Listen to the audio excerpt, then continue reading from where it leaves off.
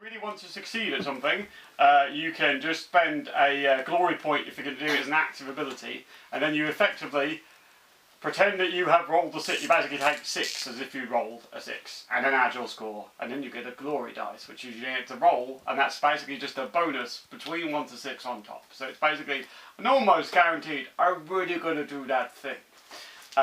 So for example, if there's a guy you really want to kill, you just spend a glory point. You can do the same as a passive ability as well, so you can boost passive abilities so that they're higher in narrative scenes or action scenes. You can re-roll if you've rolled an active ability and you really don't like it. If you roll a 1, you're like, shit, you can re-roll that and get that. If you are also, if you've like rolled a really rubbish roll during your turn and then somebody attacks you and it's your only defense, you can then re-roll in that situation. Or you can have, so when you have a beat in the turn, so you use 2 different abilities in an action scene or an active scene, you can then spend a glory point to have an extra one. Say it's the narrative scene and you're in the 3rd beat of the scene and you need to do something, say you've got a device that you need to disarm and it's going to explode, and you've done the 3rd scene and you fail to, it's going to blow up in your face, and you go, Chris, glory point, an extra beat, I'm going to disarm the bomb. Or you could do it in an action scene, like you've just kicked somebody's ass and they're still going against you, like, I really want to kill them. You can spend a glory point and then you can have an extra 2 abilities. You can also spend it to do extra damage, so you increase in effect by 6.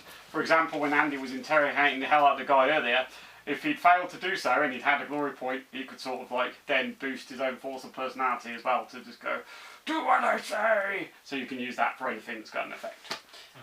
Or alternatively, you could do dramatic editing. So it's something that I haven't specified, you can add that detail into the game. You can, say, choose to end a scene prematurely to save your ass if it looks like a scene's going really badly. You can describe some means of the scene ending early.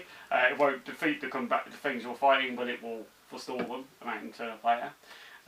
You can also choose where the next scene begins if you like. So for example, I've ended the last scene with me going, alright Maurice, this is what I need you to do, and I've ended it there. So if somebody with a glory point wanted to, you could go, Chris, I spend a glory point, and you could decide where the next scene starts if you so chose. And these are the things. So if we wanted, we could spend a glory point and start the next scene already at, like, we're about to break into the enemy compound without them knowing about it. You can do that if you want.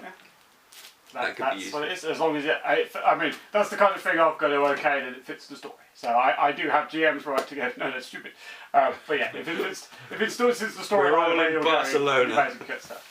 The great example of when Khan did this in our campaign, because Nathan's character happened to be dying from water filling his armour, so Khan spent a glory point to be able to appear right outside an airlock at the start of the next game.